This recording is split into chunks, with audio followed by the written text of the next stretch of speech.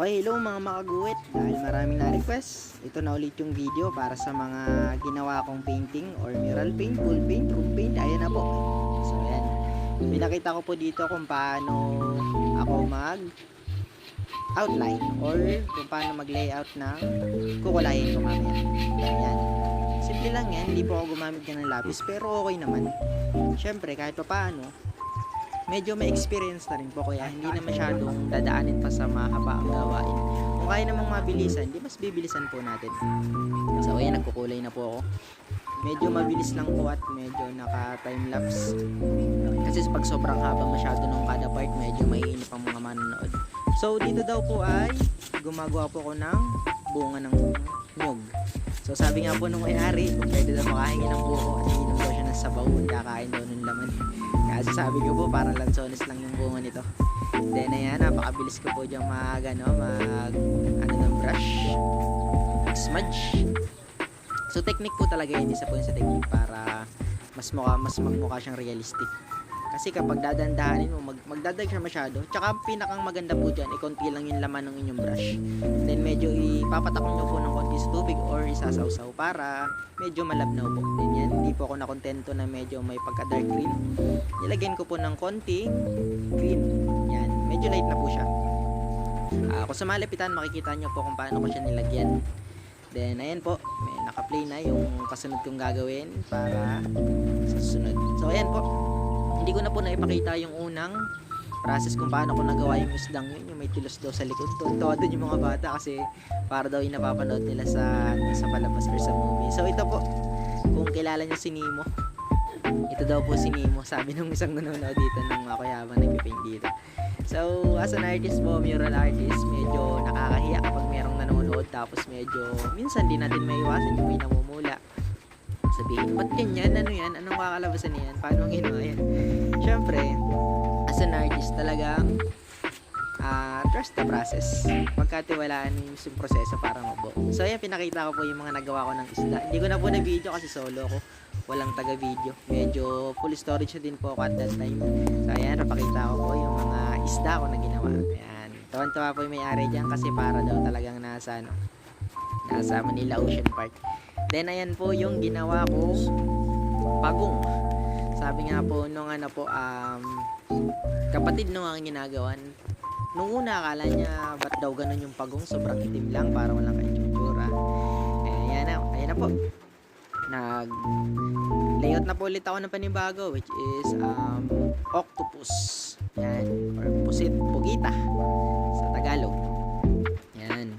Bale, gumamit na po ako dyan ng lapis para mas makita ko po kung umaakma or accurate po dun sa reference na kinuhaan ko. Yan.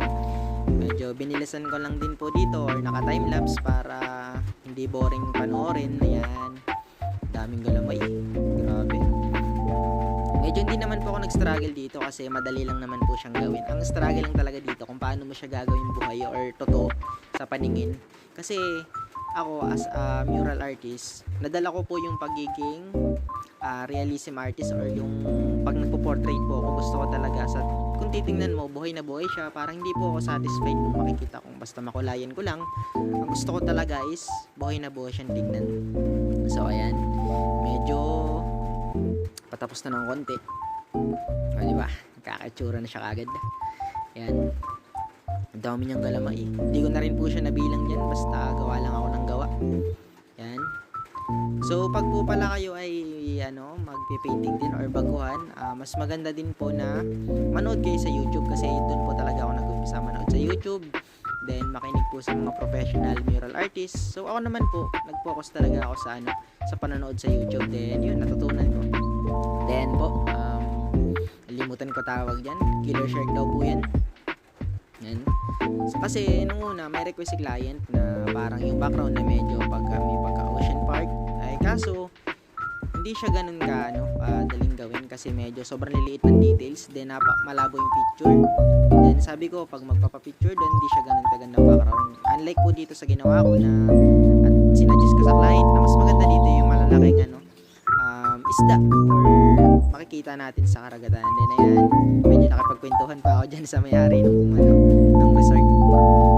Sabi laking isda daw nasa pader nila. Ayan, dolphin po yan. Ayan, hindi po yan pating ha, dolphin. Ayan, hindi pa po ako dyan habang nakikipagkwentuhan. Then ayan, nagkulay na po ako dun sa ginagawa kong pugita kanina. Ayan, bilis no, pero ang tagal ko po bago nakuha yung kulay na yan. Nakailang try pa ako para lang makuha ko yung tamang kulay kung ano yung nasa picture.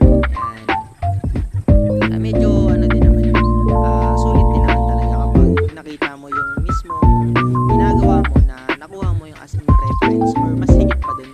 Kasi as an artist talaga, parang hindi ka ganun kasatisfied kapag yung ginawa mo hindi kagaya ng iyong ginagaya. Pero pag mas nahitan mo, grabe, mapapathankful ka na lang sa sarili mo na grabe, ang galing. Ayan, di ba?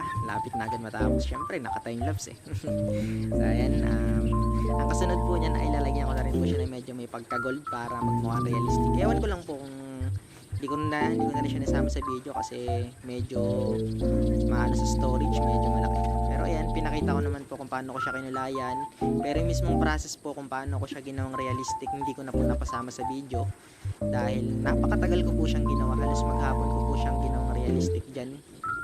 Wala, nag-start po ako noon ay alas 8 ng umaga. Then nagmerienda, nag-lunch, tapos siguro ako dyan mga 5. Yan po yung mismong result. Then ayan, di ko na rin po napakita yung process ng pagkakagawa ko dun sa ibang malalaking paint. Yan yung naging process. Medyo struggle talaga. Medyo struggle, pero maniwala ka lang sa sarili mo, sa kakayahan mo. Tapos isipin mo yung magandang resulta sa ginagawa mo. Huwag ka matatakot, gawa lang ng gawa. Diba? So mga picture na lang po ipapakita ko kung paano ko siya binuo. Dahil yun lang po ang merong video tayo. Then ayan, diba? Lalo po pag makikita nyo siya ng personal, then ipopromote ko na din yung Caldes Resort. Puntahan nyo sa Ibabang Taling Purok Ligaa. So dyan nyo po makikita yung mga ginawa kong painting. Pwede kayo magpa-picture dyan sa pader, yung mga anak nyo. Kayo pwede naman, kahit kanina naman pwede yan. So kapag gusto nyo rin po magpa-mural paint, mag-PM lang kayo sa akin, walang problema, sasagutin po natin yan. Pag-uusapan po natin yan kung magkano ang presyo at kung ano po yung gusto nyo ipagawa, gagawin po natin yan. So ayan, di ba? Ayan na, yung kilo shark daw, sabi ng mga bata, tuwan-tuwa dyan, medyo natakot pa ng unat, ang laki daw ng pating. Yan yung dolphin po natin. Medyo natakot ako dyan kasi akala ko di ko makukuha kasi kakulay po nung pader. So ayan po yung sirena. Sabi po nung asawa ng may-ari, meron daw chicks. So ayan, nagawa ko naman po siya kahit paano. Medyo mahirap din talaga gawa ng hindi pa ako ganun kasanay mag-realistic ng tunay na balat ng tao sa pader. Pero habang tumatagal naman po nakukuha ko dun. So ayan, yan po yung dolphin na akala ko nung hindi ko makukuha. Yan, medyo marami na tayong natapos dyan. Alas tapos na din po yan. Then yan po yung ginawa kong isda. Nagpadagdag si client kasi parang ang ganda daw kapag meron parang mga naglalangoy sa swimming pool. So inimbento ko na lang po yan. Medyo nakuha na lang ako ng idea doon sa mga una kong ginawa. Yan, bali sariling design ko na po yan. Then ayan po yung pinakang finish. Diba? Napakadami pong isda niyan. Kung kikiluhin natin, napakabigat. Lalo na po pag sinama yung mga malaking mamal na yan, tsaka mga nakikita sa dagat. Ayan, syempre pagkatapos nagpa-picture ako sa ginawa ko. Favorite ko talaga yung pagong dyan sa lahat ng ginawa ko. And ayan po yung picture sa malayuan. Diba? Medyo presentable na ngayon tignan sa mata kaysa nung una na sobrang plain niya. Ayan, pasensya na sa ngiti. Medyo hindi talaga. Ayan, diba? May mga isda na habang lumalang yung mga bata, tuwan-tuwa sila. Ayan, meron na naman, pagong na naman. Hindi halatang naging paborito yung pagong na ginawa. Ayan, Caldes Resort. Punta po kayo dyan. Thank you.